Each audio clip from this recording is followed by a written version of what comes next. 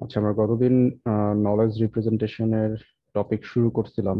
তো আমরা নলেজ রিপ্রেজেন্টেশনটা আসলে কি বা এটা কেন ইম্পর্টেন্স সেটা নিয়ে বেশ কিছু কথা বলা হয়েছিল শুরুর দিকের। তো আমরা দেখছিলাম যে চার ধরনের নলেজ রিপ্রেজেন্টেশন আসলে হইতে পারে। তো এটা নিয়ে আমরা বেশ কিছু কথাবার্তা বলতেছিলাম। যে প্রথম যে কিছু কথাবার্তা ছিল অন্য একটা স্লাইডের, যেটাতে নলেজ কি বা নলেজের ইম্পর্টেন্সটা কোন জায়গাতে কি কি ভাবে লার্নিং করা সম্ভব, এইগুলা নিয়ে প্রথমে ডিসকাশন করা হয়েছিল গত ক্লাসে। তারপরে এই স্লাইডের নলেজ রিপ্রেজেন্টেশনের ক্যাটাগরি বা চার ধরনের টাইপ সেটা নিয়ে প্রাইমারি হিন্টস দেওয়া হয়েছিল। তো আমরা প্রথম যেটা ক্যাটাগরি আছে, লজিক্যাল রিপ্রেজেন্টেশন, এটা আমরা আসলে পড়া শুরু করছিলাম। তো একটু wait করো।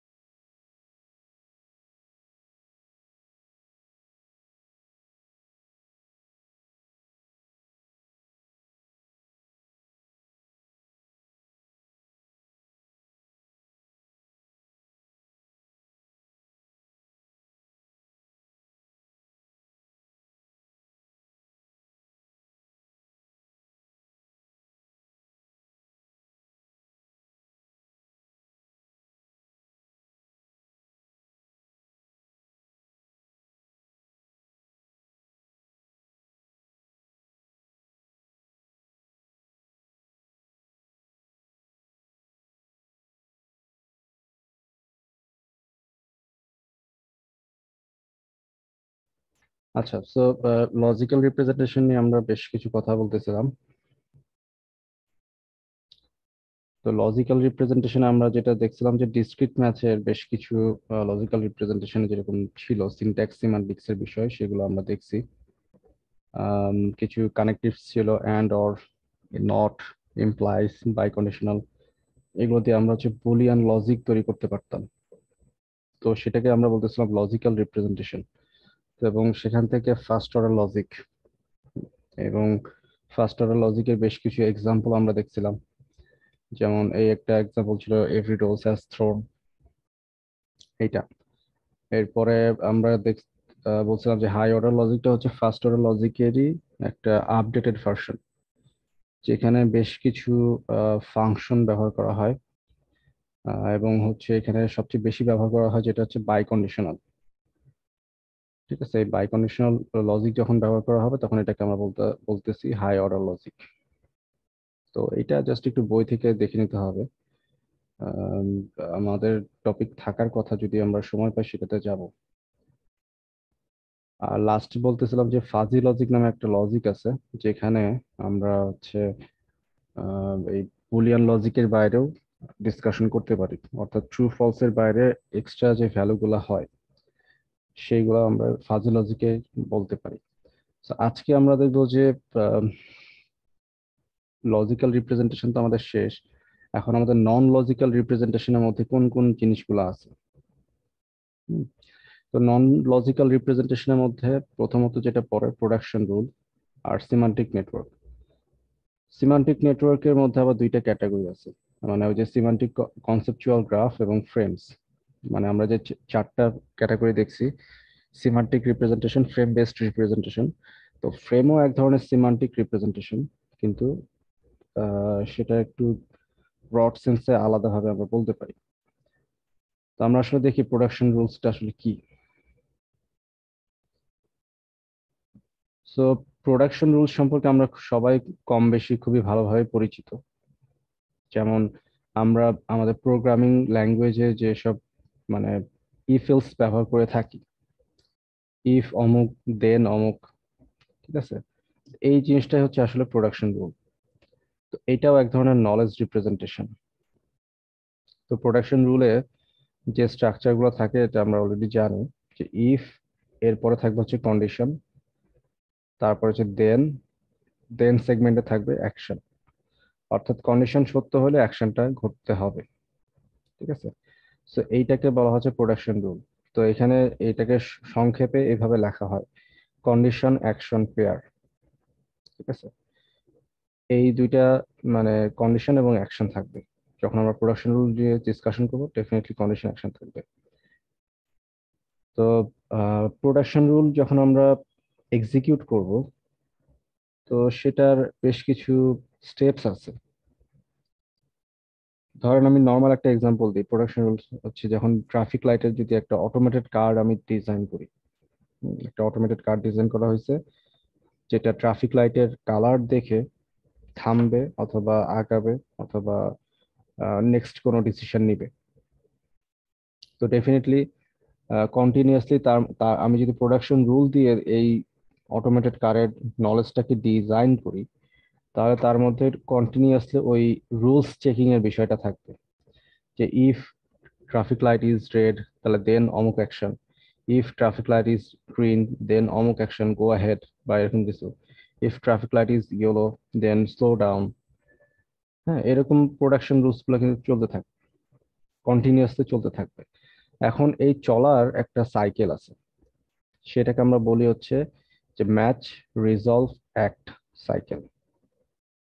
মানে কোন রুল গুলা কখন এক্সিকিউট হবে সেটার জন্য ম্যাচ, রিজলভ এবং অ্যাক্ট, এই তিনটা অপারেশন করতে হয়।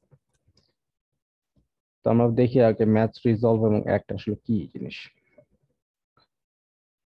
যেহেতু আমাদের এটা প্রোডাকশন রুল, তার মানে মনে করেন আমার কাছে একটা ফাইল আছে, নলেজ ফাইল আছে, যেখানে অনেকগুলো ইফ এলস ব্রাঞ্চ লেখা আছে। ঠিক আছে, এখানে অনেক ধরনের ইফ এলস কন্ডিশন লেখা আছে, ইফ অমুক দেন অমুক, ইফ অমুক দেন অমুক, এলস ইফ অমুক দেন অমুক। এরকম অনেক ইফ এলস ব্রাঞ্চিং বা ল্যাডার আছে, যেটা আমরা যখন সি পড়ছিলাম, সি ল্যাঙ্গুয়েজ, তখন আমরা হয়তো দেখছিলাম। তো এতগুলো প্রোডাকশন রুল থেকে প্রথম যে কাজটা করতে হবে, আমার ইনভায়রনমেন্টকে আগে দেখতে হবে। মানে এজেন্ট হচ্ছে আগে ইনভায়রনমেন্টকে দেখবে, দেখে ইনভায়রনমেন্ট থেকে ডেটা কালেক্ট করে সে ম্যাচ করবে যে কোন রুলটা আমার জন্য সিলেক্টেবল। ঠিক আছে, কোন রুলগুলো সিলেক্টেবল। এখানে কিন্তু একটা বিষয় আছে, রুল যে একটাই সিলেক্ট হবে এমন কোনো কথা নেই, অনেকগুলো সিচুয়েশনে বেস করে অনেকগুলো রুল সিলেক্টেড হইতে পারে। হুম, মানে একই ইনভায়রনমেন্টের উপরে বেস করে, ইনভায়রনমেন্টের আউটকাম একই, কিন্তু ওই ভ্যালুগুলার উপর বেস করে অনেকগুলো রুল হইতে পারে। যেমন আমি একটা খুব সিম্পল একটা এক্সাম্পল দিই। ধরেন ট্রাফিক লাইট যখন ইয়েলো হয়, হ্যাঁ, তখন আসলে কি করতে হয়? তখন আসলে স্লো ডাউন করতে হয় এবং থামার প্রস্তুতি নিতে হয়। তো এখন ঘটনা হচ্ছে, আমি কি আসলে থামবো নাকি শুধু স্লো ডাউন করব, এটা কিন্তু একটা বিষয় আছে। তো এখানে ট্রাফিক লাইট যখন ইয়েলো হবে, তখন ধরেন দুইটা রুল ম্যাচ হচ্ছে, যে একটা হচ্ছে স্লো ডাউন আর একটা হচ্ছে স্লো ডাউন অ্যান্ড স্টপ। এই দুইটা রুল মনে করেন ম্যাচ হবে ইনভায়রনমেন্টের উপর বেসিস করে। কিন্তু কথা হচ্ছে দুইটা রুল তার একসাথে কাজ করতে পারবে না। ঠিক আছে, দুইটা রুল কখনো একসাথে কাজ করতে পারবে না। এখন তো দুইটা রুল যদি কাজ করতে না পারে, তাহলে আমাদের যে কোনো একটা রুলকে চুজ করতে হবে। তো সেই যে কোনো একটা রুলকে চুজ করার জন্য আমাদেরকে রিজলভ অপশনটা বা রুল রিজলভের বিষয়টা আসতে হবে। মানে আমি যখন মাল্টিপল প্রোডাকশন রুল চুজ করে ফেলতেছি বা মাল্টিপল প্রোডাকশন রুল চুজ হওয়ার পসিবিলিটি আছে যেখানে, তো সেখানে আমাদেরকে রিজলভ করতে হবে কি, যে যাতে এমন ভাবে এনভায়রনমেন্ট থেকে একটা শুধুমাত্র একটা রুল চুজ করব, যাতে করে আমাদের কোনো ধরনের কনফ্লিক্ট তৈরি না হয়। এটাকে আমরা বলতেছি কনফ্লিক্ট রেজলিউশন বা কনফ্লিক্ট রিসলিউশন। এবং ফাইনালি যখন আমরা একটা রুল চুজ করে ফেললাম, যে কোনো একটা রুল ফাইনালি যখন চুজ হইলো, তখন সেই রুলটাকে এক্সিকিউট করা হবে, অর্থাৎ ফায়ার করা হবে।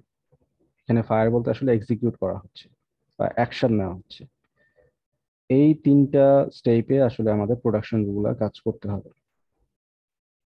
আমি আবারও একটু রিক্যাপ করি। প্রথম কাজ হচ্ছে ম্যাচ করা।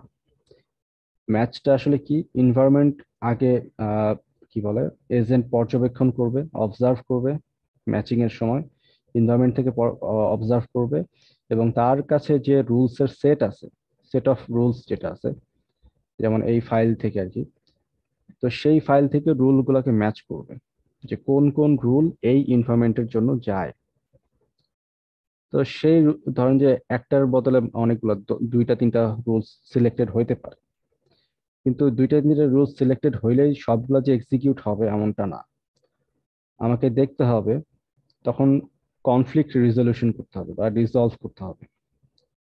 যেমন আমি উদাহরণ দিচ্ছিলাম যে যদি ট্রাফিক লাইট ইয়েলো হয় তাহলে দুইটা অ্যাকশন হইতে পারে, একটা হচ্ছে স্লো ডাউন আর একটা হচ্ছে স্লো ডাউন অ্যান্ড স্টপ। তো এখন কোনটা কখন ডিসাইড করব, কি মনে হয় আপনাদের, কোনটা কখন ডিসাইড করা উচিত?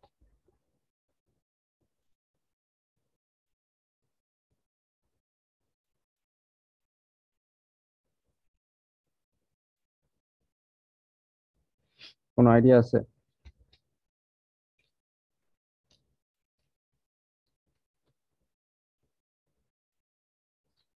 এটা আসলে ডিপেন্ড করবে আমাদের রাস্তাতে, যখন আমরা গাড়িটা নিয়ে বের হচ্ছি বা রাস্তায় যখন আমরা আসি তখন সামনে কি স্ট্যাটাসে আছে। সামনে যদি দেখি যে গাড়িগুলো এখনো চলতেছে, তখন আমি কি করতে পারি, ধরেন আমি একটা মোড়ে আছি, আমি ধরেন একটা চার রাস্তার মোড়ে আছি, যেখানে দিক থেকেও গাড়ি আসতেছে আবার এই দিক থেকেও গাড়ি আসতেছে। তো এখন আমি যখন এই দিক থেকে যাচ্ছি, ধরেন আমি এই দিক দিয়ে যাচ্ছি এখন, তো এখন এই জায়গাতে আমাদের ইয়েলো লাইট জ্বলে উঠছে, কথার কথা, অর্থাৎ আমাকে স্লো ডাউন হইতে হবে। জিনিসটা এমন না যে রেড লাইট জ্বলে তো আমাকে স্টপ হয়ে যেতে হবে। ইয়েলো লাইট জ্বলার একটা কিন্তু ইয়ে আছে, আমি জানি না আপনারা সিগন্যাল সম্পর্কে একটা আইডিয়া আছে কিনা। ইয়েলো লাইট যখন জ্বলে তখন ডেফিনেটলি স্লো ডাউন করতে হবে। ঠিক আছে, ডেফিনেটলি স্লো ডাউন করতে হবে, এবং থামার একটা প্রস্তুতি নিতে হবে। নাও থামতে হইতে পারে, এমন হইতে পারে আপনি যখন এই পজিশনে আছেন, ইয়েলো লাইট জ্বলছে, ইয়েলো লাইট এখনো নিভে নাই, রেড লাইট হয়ে আছে, মানে রেড লাইট এখনো আসে নাই, তো আপনি কিন্তু ইয়েলো লাইট দেখে সেটা ক্রস করে সামনের দিকে চলে যেতে পারেন।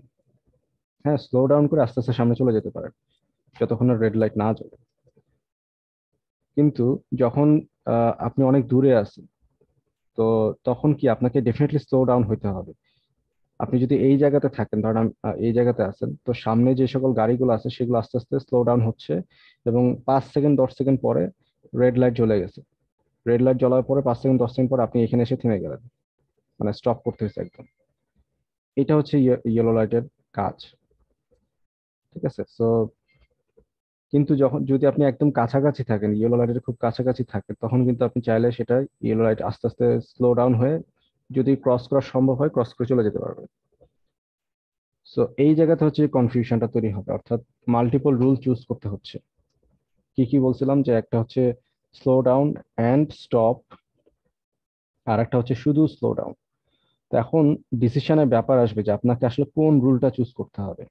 তো সেই রুলটা চুজ করতে গেলে তখন আপনাকে দেখতে হবে যে আপনি আসলে এই লাইটের ডিস্টেন্স থেকে কতটুকু দূরে আছেন। ঠিক আছে, সো লাইটের ডিস্টেন্স থেকে কতটুকু দূরে আছেন সেই ডিস্টেন্স মেপে তখন আপনাকে ওই অমুক রুলটাকে এক্সিকিউট করতে হবে। যদি আপনি খুব কাছাকাছি থাকেন তাহলে স্লো ডাউন করে আস্তে করে পার করে যেতে পারেন ইয়েলো লাইটটা। আর যদি খুব আহ, দূরে থাকেন তাহলে দেখা যাবে যে স্লো ডাউন করতে হবে, এবং আপনি এখানে আসার আগেই সেটা হয়তোবা রেড লাইট কনভার্ট হয়ে যাবে, তো তখন তো ডেফিনেটলি স্টপ করতে হবে। এইটা হচ্ছে আমাদের রিজলভ অ্যাকশন। এবং আলটিমেটলি লাস্টে যেটা আসে, যে রুলটা হচ্ছে আমাকে ফাইনালি চুজ হচ্ছে সেটাকে কাজে পরিণত করা বা অ্যাকশন নেওয়া, এটাকে আমরা বলতেছি ফায়ার করা। সো এই তিনটা স্টেপে আমাদের প্রোডাকশন রুলস গুলা এক্সিকিউট হবে, চুজ হবে, বা সেটাকে আমাদের কাজে পরিণত করতে হবে। বোঝা গেছে বিষয়টা?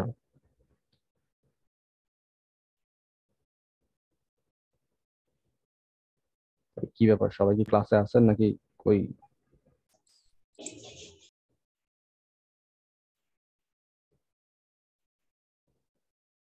এই আমার কথা কি শুনতে পাচ্ছেন আপনারা?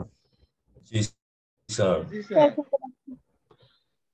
তো রেসপন্স না পেলে তো আমি মনে করবো তো আপনারা শুনতেছেন না। আচ্ছা, যাই হোক, তো এইটা হচ্ছে প্রোডাকশন রুলস এর বিষয় গেল। তো এখানে বেশ কিছু উদাহরণ দেওয়া আছে, দেখেন, যে ইফ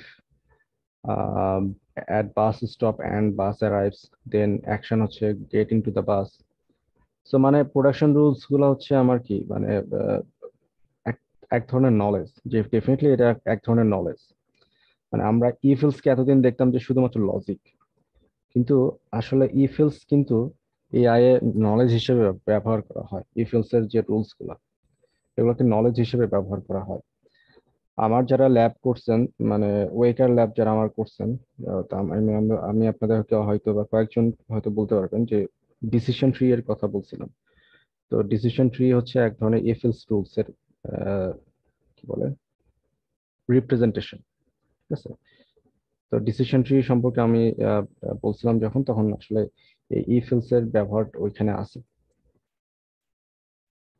তো এই বিষয়গুলো হচ্ছে ইফেলস এর যে বিষয়টা, এটাকে আমরা বলি ইফেলস ব্রাঞ্চিং, বা এটা হচ্ছে নলেজ ব্রাঞ্চ। হ্যাঁ, এটা ট্রি আকারে ব্রাঞ্চ করা সম্ভব এই নলেজকে। তো এই জন্য এটাকে তখন আমরা বলতাম ডিসিশন ট্রি। সো এইখানে বেশ অনেকগুলো এক্সাম্পল আছে, তো আপনারা একটু দেখে নিতে পারেন। আমি চলে যাচ্ছি নেক্সট, গ্রাফিক্যাল রিপ্রেজেন্টেশনে। তো গ্রাফিক্যাল রিপ্রেজেন্টেশন ডেফিনেটলি আমাদের গ্রাফ সম্পর্কে আইডিয়া আছে, কারণ আমরা অনেক অ্যালগোরিদম কোর্সেও গ্রাফ রিলেটেড অনেক কাজ করে আসছি। এআই তেও আমাদের সার্চিং যখন পড়া হয়েছে তখন গ্রাফের কিছু বিষয় ছিল। তো গ্রাফকেও আসলে আমরা নলেজ হিসেবে ব্যবহার করতে পারি। ঠিক আছে। এখন গ্রাফকে কিভাবে নলেজ হিসেবে ব্যবহার করা যায়, বা এটা কিভাবে রিপ্রেজেন্ট করতে হবে নলেজ, তো সেটাকে আমরা যে সেগমেন্টে ডিসকাশন করি সেটার নাম হচ্ছে সিমান্টিক নেটওয়ার্ক। ঠিক আছে। সিমান্টিক নেটওয়ার্ক তার মানে কি, আমরা নলেজকে যখন আমরা গ্রাফ আকারে রিপ্রেজেন্ট করব, তখন সেটা হয়ে যাবে সিমান্টিক নেটওয়ার্ক। তো সিমান্টিক নেটওয়ার্কে যে বিষয়টা থাকে, গ্রাফের বিষয়টাই কিন্তু জাস্ট একটু ডেসক্রিপটিভ ওয়েতে থাকে। যেমন এইখানে যে গ্রাফটা আমরা দেখতে পাচ্ছি, ধরেন এখানে বেশ কিছু নোড দেওয়া আছে এবং এজ গুলাকে রিলেশন দিয়ে প্রকাশ করা হয়েছে। ঠিক আছে। যেমন এখানে নোড গুলা দেখতে পাচ্ছি বাই পেইন্ট অ্যান্ড ওয়ালপেপার। ঠিক আছে। তারপর একটা আছে check colour scheme with partner. আর একটা নোড আছে ডেকোরেটিং। সো ডেকোরেটিং হচ্ছে আমার মূল উদ্দেশ্য। ডেকোরেটিং আমি করতে চাই। তো ডেকোরেটিং করতে গেলে আমাদের কি কি জিনিস লাগবে, মানে আমি ধরেন ঘর বাড়ি সাজাতে চাই, তো কি কি জিনিস আমার লাগবে। তো দেখা যাবে যে আমাকে পেইন্ট কিনতে হচ্ছে অথবা ওয়ালপেপার কিনতে হচ্ছে। হ্যাঁ, এইগুলো আমাকে কিনতে হচ্ছে। তো এই যে রিলেশনটা, বাই পেইন্ট অ্যান্ড ওয়ালপেপার, এটার সাথে ডেকোরেটিং এর যে একটা রিলেশন আছে, সেটা হচ্ছে কি রিকোয়ার্ড বিফোর। রিকোয়ার্ড বিফোর মানে হচ্ছে ডেকোরেটিং করতে গেলে আগে আমাদের এনশিওর করতে হবে এইগুলা কেনা হয়েছে কিনা। তো এটা হচ্ছে এই পেইন্ট ওয়ালপেপারের সাথে ডেকোরেটিং এর রিলেশন, যে এদেরকে আগে কিনতে হবে। সো এই জন্য এটা হচ্ছে রিকোয়ার্ড বিফোর রিলেশনে আছে। ঠিক আছে।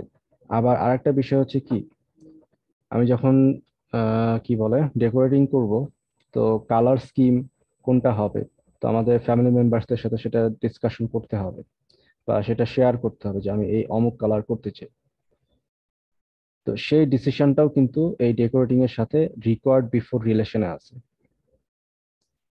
তো তার মানে আমি আর যেটা আসলে বোঝাতে চাচ্ছি, যে সিমান্টিক নেটওয়ার্কে আমরা গ্রাফের যে নোড গুলো দেখবো, সেটাতে কোনো না কোনো অ্যাকশন বা কোনো না কোনো ডিসিশনের বিষয় থাকবে। এবং প্রত্যেকটা নোডের মধ্যে এজ যেগুলো আছে, এই এজ গুলো আসলে রিলেশন প্রকাশ করবে। এজ গুলো হচ্ছে রিলেশন প্রকাশ করবে, কি রিলেশনে এই দুইটা নোড আছে। তো সেই রিলেশনটা আমাদের এজের উপরে লেখা থাকবে। ঠিক আছে। আমরা নেক্সট এক্সাম্পল গুলো দেখি, তাহলে আরো ক্লিয়ার হইতে পারবো। এই গ্রাফটা একটু খেয়াল করেন, এই গ্রাফটা। সো গ্রাফের মাধ্যমে ডেফিনেটলি আমরা কি বলে নলেজকে খুব সহজেই স্টোর করতে পারি। তো এখানে এখানে কি বলতেছে যে গ্রাফ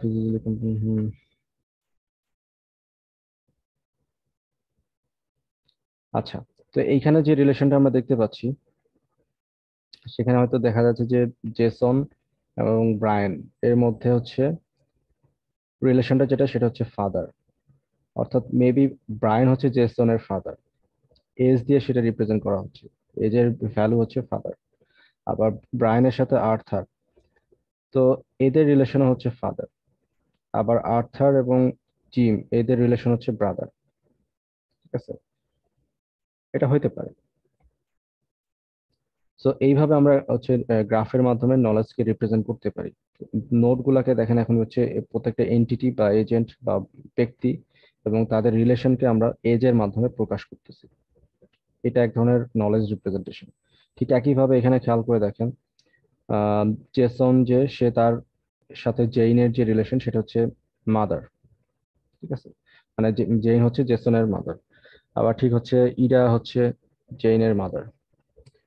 ইরার সাথে হচ্ছে এই পার্সন হচ্ছে সিস্টার। আবার এই পার্সনের সাথে জুলিয়া হচ্ছে কি, জুলিয়া হচ্ছে এর হচ্ছে চাইল্ড মানে ডটার বা মাদার। এই এই এই পার্সন হচ্ছে জুলিয়া হচ্ছে মাদার। এইভাবে আসলে আমরা রিপ্রেজেন্ট করতে পারি রিলেশন গুলাকে। ইটস মিন্স কি স্যার, মিলড্রেড আর ইডার সাথে মানে দুইজনই হচ্ছে জুলিয়ার মানে ডটার, না বোথ না, সফার। জুলিয়া হচ্ছে এর ডটার। ইডা এন্ড মিলড্রেড যদি মানে জুলিয়ার ডটার যদি মিলড্রেড হয় এন্ড মিলড্রেডের সিস্টার যদি ইডা হয়, ইটস মিন্স জুলিয়ার দুইটা ডটার না, একটা হচ্ছে মিলড্রেড আর একটা ইডা। স্যার মিলড্রেড তো জুলিয়ার বাচ্চা, আই মিন জুলিয়ার মেয়ে, রাইট? না না না, এ হচ্ছে মাদার, এ হচ্ছে ডটার, জুলিয়া হচ্ছে ডটার। মানে এই যে আচ্ছা, রিলেশনটা খেয়াল জুলিয়া করেন যে হচ্ছে, যেটা হচ্ছে অ্যারো সাইন উপর দিকে গেছে, এর মানে হচ্ছে এ হচ্ছে মাদার, এ হচ্ছে ডটার। বুঝতে পারছি? আচ্ছা দ্যাট মিন্স হচ্ছে মানে জুলিয়া হচ্ছে ইডার আন্টি, রাইট? না, ইডা হচ্ছে জুলিয়ার আন্টি। মানে ইডা, ওই এরা তো হচ্ছে স্যার দুই বোন, জুলিয়া মনে করেন এরা আন্টি হচ্ছে হচ্ছে দুই ইডা। বোন। একটু ভালোভাবে খেয়াল করেন, এরা হচ্ছে দুই বোন। ইডা এবং হচ্ছে মিলড্রেড হচ্ছে দুই বোন। জেইন আর এই ওকে, জুলিয়া এরা দুইজন খালাতো বোন, সোজা কথায়। আচ্ছা। ঠিক আছে। হুম হুম, জি স্যার, জি স্যার, ওকে।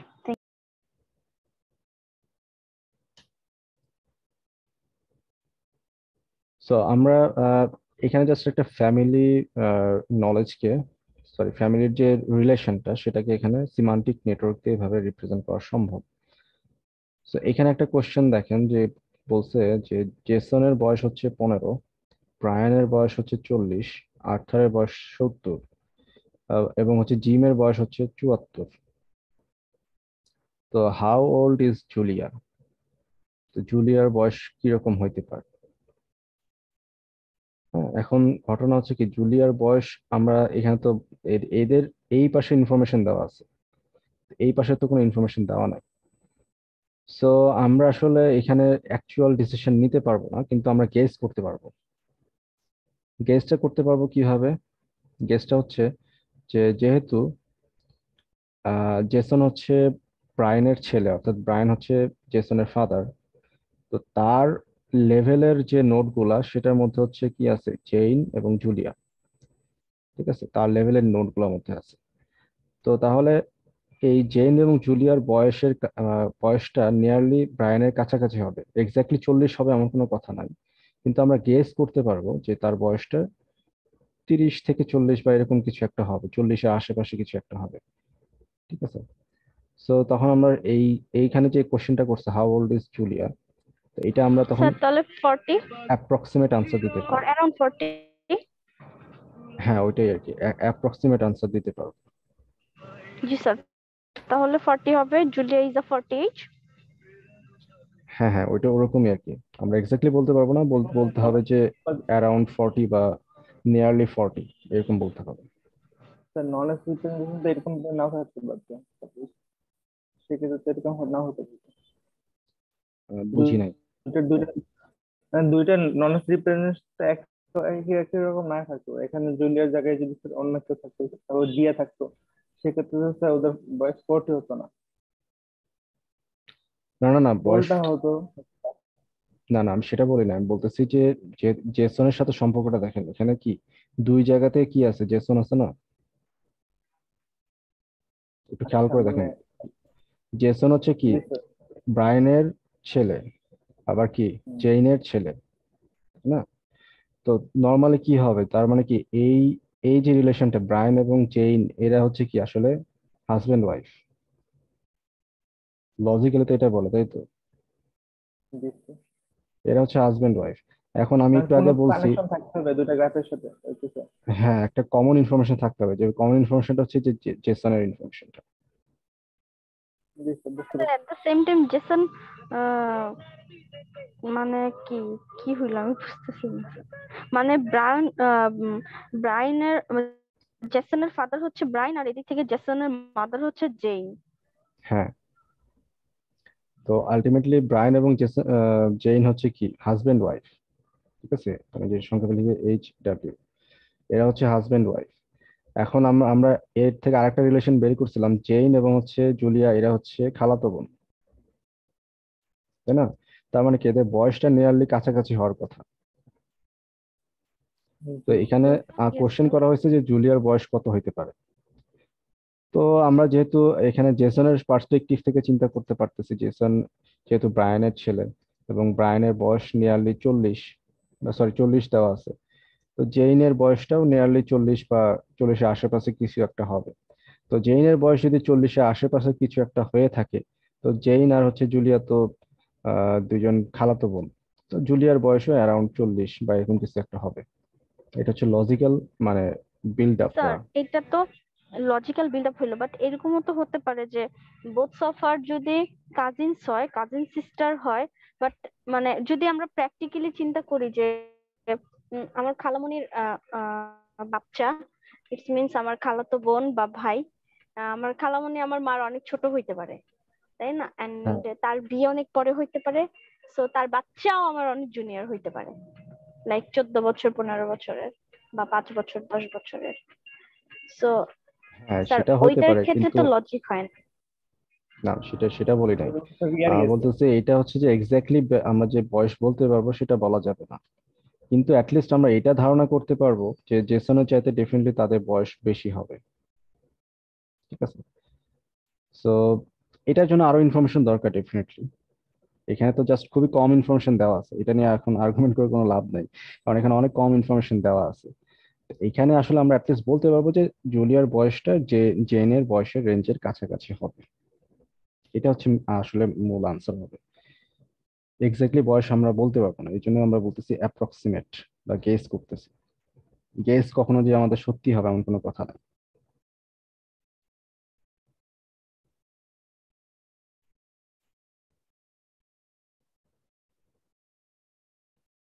আচ্ছা, সো এই সিনট্যাক্স গুলো আসলে আমরা এভাবে রিপ্রেজেন্ট করতে পারি শুধুমাত্র প্যারেন্ট, কি বলে ফ্যামিলি যে রিলেশনশিপ সেটা দেখানোর জন্য না, আর অনেক ক্যাটাগরিতে আসলে এটা দেখানো সম্ভব। আপনার যদি ইন্টারনেটে সার্চ করেন দেখবেন যে অনেক ক্যাটাগরির সিমান্টিক নেটওয়ার্ক আছে, বা বইয়েও আপনারা এরকম কি বলে ইনফরমেশন গুলো দেখতে পারেন, ঠিক আছে? তো সুবিধাটা কোথায় গ্রাফিক্যাল রিপ্রেজেন্টেশনে? সুবিধাটা হচ্ছে এখানে সার্চিং করাটা সুবিধাজনক। এই যে আমরা এতদিন যে সার্চিং সার্চিং করতাম, ডিএফএস বিএফএস এগুলো যে সার্চিং এর বেশ কিছু কথাবার্তা বলছি, এই ধরনের সার্চিং কিন্তু অনেক গ্রাফের উপরে করা সম্ভব। যেমন এখানে যে আমরা গ্রাফগুলো দেখতে পাচ্ছিলাম, এই গ্রাফেও কিন্তু আমাদের সার্চিং করা সম্ভব। কে কার গ্র্যান্ড চিলড্রেন, কে কার গ্র্যান্ড প্যারেন্ট, কে কার সাথে কি রিলেশনে আছে, এগুলো কিন্তু এভাবে বের করা সম্ভব সার্চিং করে, ডিএফএস বিএফএস অ্যাপ্লাই করে, ঠিক আছে? বা আদার্স যে হাই লেভেল সার্চিং যেগুলো আছে সেগুলো অ্যাপ্লাই করে।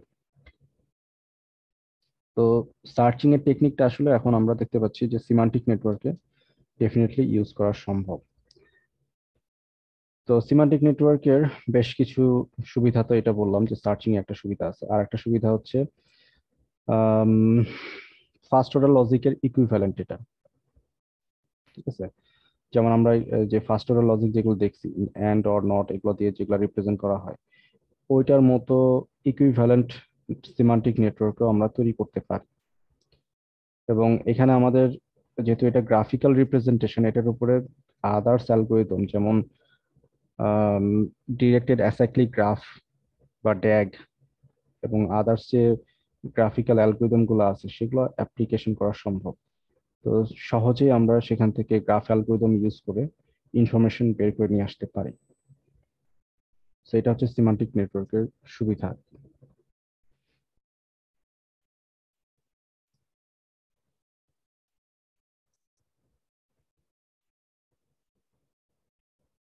সো এইটাকে আমরা তখন বলতে পারি কনসেপচুয়াল গ্রাফ। সিমান্টিক নেটওয়ার্কের গ্রাফ যেগুলো সেটাকে আমরা বলতে পারি কনসেপচুয়াল গ্রাফ। তো এটা রিলেশন অলরেডি আমরা দেখছি। তো এটা আসলে জাস্ট মূল বিষয়টা হচ্ছে যে আমরা যখন সিমান্টিক নেটওয়ার্ক তৈরি করব তখন আমাদের নোড গুলাকে হইতে হবে যে কোনো এন্টিটি, আর এজ গুলাতে থাকবে হচ্ছে রিলেশন, যে কোন এন্টিটি কার সাথে কিভাবে কোন রিলেশনে আছে সেটা আমরা এজ এর মাধ্যমে প্রকাশ করব। আবার নোড গুলো যে শুধুমাত্র এন্টিটি হবে এমনটা নাও হতে পারে। যেমন এই যে এখানে দেখতে পাচ্ছি যে এখানে দেখেন অনেক ক্ষেত্রে এজ গুলাতে লেভেল নাও থাকতে পারে। যদি এজ গুলাতে লেভেল না থাকে তখন এইভাবে রিপ্রেজেন্ট করা হয় এন্টিটি রিলেশনশিপের মতো কাইন্ড অফ। যেমন এখানে জন, জেমস, জ্যাক এরা হচ্ছে ব্রাদার রিলেশনে আছে। তো এইখানে রিলেশনকে তখন ব্রাদার হিসেবে দেখানো হচ্ছে। তো এজ এর ভিতরে কিন্তু কোনো ভ্যালু দেওয়া হয়নি, তো সরাসরি এরকম ব্রাদার রিলেশনের ভিতরে দেওয়া আছে। তো এরকম ভাবে হইতে পারে, তবে নর্মাল কনভেনশন হচ্ছে এজ এর উপরে রিলেশনটা লিখে দেওয়া, এটা বেশি দেখা যায়।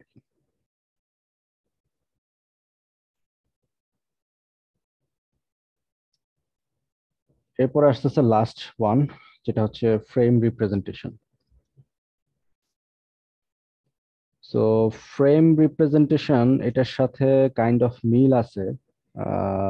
আমরা যখন সিতে যে কাজগুলো করতাম, যে স্ট্রাকচার, স্ট্রাকচারের সাথে মিল আছে। অথবা আমরা যদি অবজেক্ট ওরিয়েন্টেড প্রোগ্রামিং এর কথা চিন্তা করি, অবজেক্ট ওরিয়েন্টেড যে অবজেক্ট সেটার সাথে এটার মিল আছে ফ্রেম রিপ্রেজেন্টেশন। সো সিমান্টিক নেটওয়ার্কের যদি একটা ফিক্সড স্ট্রাকচার থাকে, হ্যাঁ এটা একটু ইম্পর্টেন্ট বিষয় যে সিমান্টিক নেটওয়ার্কে কোনো ফিক্সড স্ট্রাকচার ছিল না, জাস্ট নোড এবং তার রিলেশনগুলো এই জায়গায় দেখানো হতো। কিন্তু নোড যেগুলো হবে সিমান্টিক নেটওয়ার্কে সেটা যদি একটা ফিক্সড স্ট্রাকচার বা ফ্রেম থাকে তখন আমরা তাকে বলবো হচ্ছে ফ্রেম বেসড রিপ্রেজেন্টেশন। যেমন আমরা যখন সিতে স্ট্রাকচার পড়ছিলাম, সিতে স্ট্রাকচারের কাজ কি ছিল মনে আছে?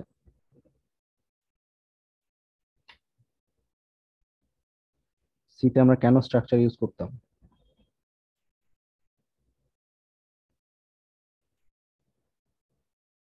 এই সবাই কি ভুলে গেছে নাকি?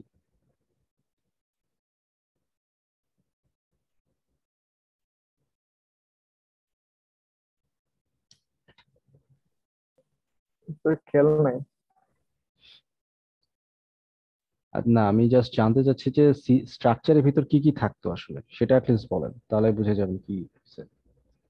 কে বলতে পারবেন? স্যার কি স্ট্রাকচার মানে স্যার মেইন ফাংশন থাকতো এরকম কিছু জানতে না চাচ্ছেন? না না, সিতে যে একটা স্ট্রাকচার নামে একটা ডেটা টাইপ ছিল না, স্ট্রাকচার। স্যার একটা অবজেক্টের মতো ওর ভেতরে তো অনেক কিছু দেওয়া যেত, ইন্টিজার ভেরিয়েবল রাখা যেত, স্ট্রিং ভেরিয়েবল রাখা যেত, হ্যাঁ ডিফাইন স্যার করে। ইনহেরিটেন্স। স্যার ওখানে ইউজার ডিফাইন স্যার ভেরিয়েবল রেখে স্যার ওইটাকে কল করে কাজ করা যায়। হ্যাঁ, মানে সিতে যে স্ট্রাকচার ডেটা টাইপ যেটা ছিল সেটার কাজ হচ্ছে মানে ইন্টিজার বা ডাবল এগুলো তো হচ্ছে সিঙ্গেল টাইপের ডেটা টাইপ, কিন্তু স্ট্রাকচারে হচ্ছে আমরা অনেক ক্যাটাগরি ডেটা টাইপকে একসাথে একটা অবজেক্টের মতো রাখতে পারতাম। ঠিক আছে, সিতে এই জিনিসটা ছিল। অবজেক্টের ফাংশন থাকে, স্ট্রাকচারে ফাংশন ছিল না, এটাই ডিফারেন্স, আর হ্যাঁ বাকি হ্যাঁ সব তো একদম। হ্যাঁ, ওই ওই জিনিসটা আসছে আমাদের জাভাতে। জাভাতে তখন আমরা ফাংশন মেথড এগুলো তৈরি করতে পারতাম। এবং জাভাতে যে কনসেপ্টটা আসছে, ক্লাসকে আমরা বলতেছিলাম হচ্ছে এখন একটা স্ট্রাকচার। জাভাতে আসলে সি এর যদি আমরা রিলেশন চিন্তা করি, জাভাতে অবজেক্ট ওরিয়েন্টেড কনসেপ্ট ছিল না, কিন্তু সরি সিতে অবজেক্ট ওরিয়েন্টেড কনসেপ্ট ছিল না, কিন্তু জাভাতে যখন আসছে অবজেক্ট ওরিয়েন্টেড কনসেপ্ট সেখানে দেখবেন যে ক্লাসের সাথে, ক্লাসের ভিতরে অনেক কিছু কিন্তু আমরা করতে পারি। ভ্যারিয়েবল লিখতে পারি, মেথড লিখতে পারি, আদার্স অনেক কিছু করতে পারি। তো সি এর স্ট্রাকচারের সাথে এটা কিছুটা মিল আছে। তো আমি জানি না আপনাদের মনে আছে কিনা, ক্লাস হচ্ছে কিন্তু আসলে একটা ডেটা টাইপ। ঠিক আছে, ক্লাস হচ্ছে একটা কমপ্লেক্স ডেটা টাইপ, যে কোনো ক্লাস, জাভার ক্ষেত্রে বলতেছি। তো সেটাকে আমরা যে কোনো ভাবে ডেটা টাইপ হিসেবে ইউজ করতে পারি। এবং ওই ডেটা টাইপের যেহেতু একটা ডেটা টাইপ, ক্লাসের কিন্তু অবজেক্টের অ্যারে তৈরি করা সম্ভব, তারপরে এদেরকে ম্যানিপুলেশন করা সম্ভব, অ্যারে লিস্ট তৈরি করা সম্ভব, লিঙ্ক লিস্ট তৈরি করা সম্ভব, ওই ক্লাসের অনেক কিছু করা সম্ভব।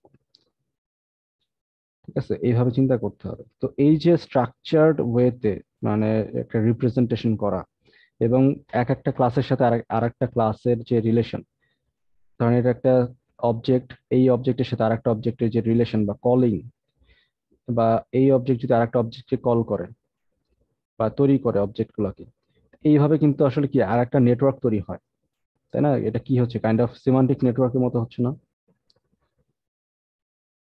যদি একটার সাথে একটা অবজেক্ট আরেকটা অবজেক্ট এইভাবে কলিং করতে থাকে, ডেফিনেটলি এটা কিন্তু একটা গ্রাফিক্যাল রিপ্রেজেন্টেশন তৈরি করতেছে। তো এটা এক ধরনের সিমান্টিক নেটওয়ার্ক, কিন্তু এখানে যে নোড গুলো আছে, এই নোড গুলো যদি স্ট্রাকচার্ড ওয়েতে থাকে, হ্যাঁ, মানে একটা ফিক্সড, কি বলে এটাকে, স্কেলিটন ফলো করে, ফিক্সড ডেটা টাইপ ফলো করে, বা ফিক্সড হচ্ছে প্যাটার্ন ফলো করে, তখন এই নোডগুলোকে আমরা, নোড এবং তার যে গ্রাফগুলো, সেটাকে আমরা একসাথে বলবো হচ্ছে ফ্রেম রিপ্রেজেন্টেশন।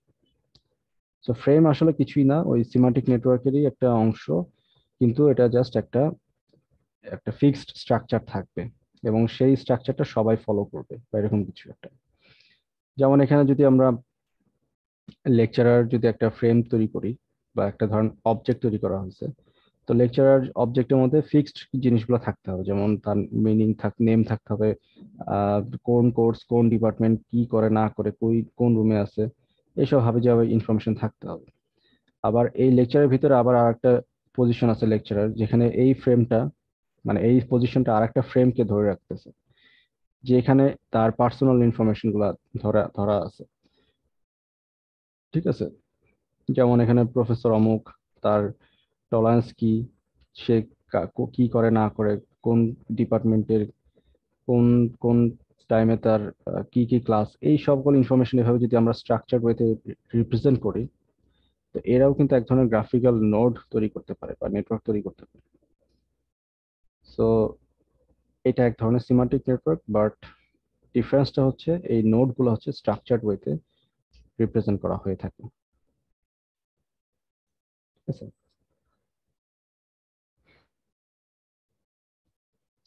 সো ফ্রেমের ফ্লেক্সিবিলিটি কোথায়, তাই ফ্রেমস গুলাকে ফ্লেক্সিবল কেন?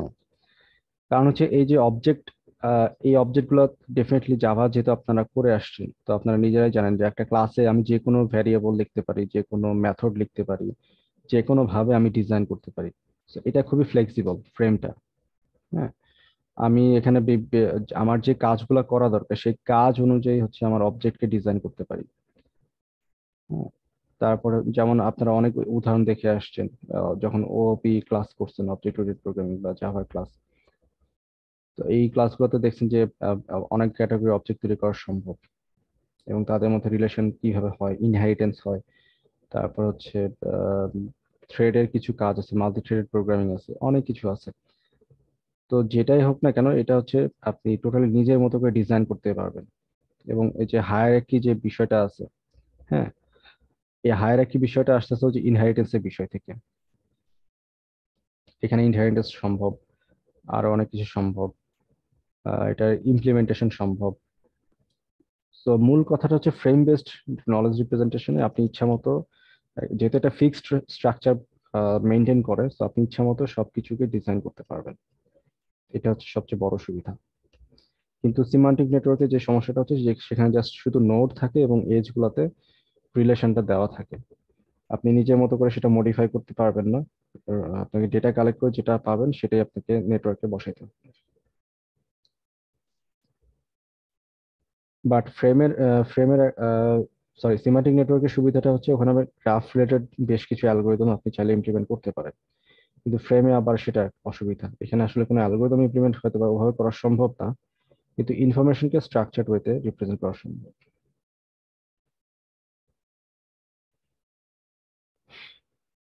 সো এইগুলো আসলে তেমন কিছু বলার নাই আর। তো আলটিমেটলি এটা হচ্ছে আমাদের টোটাল 4 ক্যাটাগরির রিপ্রেজেন্টেশন, নলেজ রিপ্রেজেন্টেশন।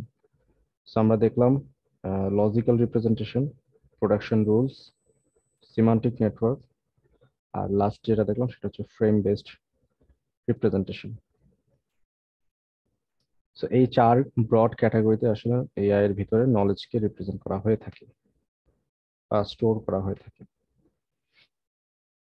তো ডেফিনেটলি আমাদের নলেজ রিপ্রেজেন্টেশনের উদ্দেশ্যটা আগে খেয়াল করতে হবে। আমাদের উদ্দেশ্য হচ্ছে আমরা ইনফরমেশন এজেন্টের ভিতরে রাখবো, এবং সেই ইনফরমেশন ইউজ করতে হবে যেহেতু, তো সেহেতু আমাদেরকে দেখতে হবে যে আমি কোন কাজের জন্য ইনফরমেশনটা রাখতে চাচ্ছি। সো আমাকে কোন ক্যাটাগরিতে ইনফরমেশন রাখতে হবে। আমি কি প্রোডাকশন রুল ইউজ করে রাখবো, নাকি আমি ফার্স্ট অর্ডার লজিক ইউজ করে রাখবো, নাকি আমাকে সিমান্টিক নেটওয়ার্ক ইউজ করতে হবে। এটা ডিপেন্ড করতেছে আমার এনভায়রনমেন্টের টাইপের উপর। ঠিক আছে। আবার এখানে আরেকটা বিষয় আছে যে এখানে শুধুমাত্র যে একটা ক্যাটাগরি নলেজ রিপ্রেজেন্ট করা হবে এমনটা নাও হইতে পারে, হাইব্রিড নলেজ রিপ্রেজেন্টেশনও হইতে পারে। So hybrid knowledge representation definitely খুব সহজেই বোঝা যাচ্ছে, নামটা যেহেতু হাইব্রিড, তার মানে কি মাল্টিপল নলেজ রিপ্রেজেন্টেশন টাইপ একসাথে কম্বাইন করা। অর্থাৎ হয়তো হইতে পারে যে রুল বেসড রিপ্রেজেন্টেশন আর হচ্ছে ফ্রেম বেসড রিপ্রেজেন্টেশন একসাথে কম্বাইন করে একটা নলেজ রিপ্রেজেন্টেশন স্কিম তৈরি করা হয়েছে, বা একটা এআই এজেন্টের ব্রেইন ডিজাইন করা হয়েছে, এরকম হইতে পারে। ঠিক আছে। সো এটাকে আমরা বলতেছি হাইব্রিড রিপ্রেজেন্টেশন।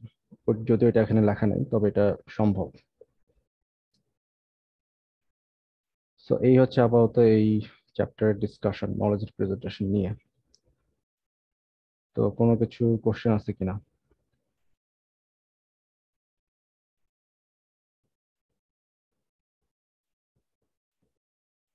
আচ্ছা, তাহলে কোশ্চেন নাই মনে হচ্ছে।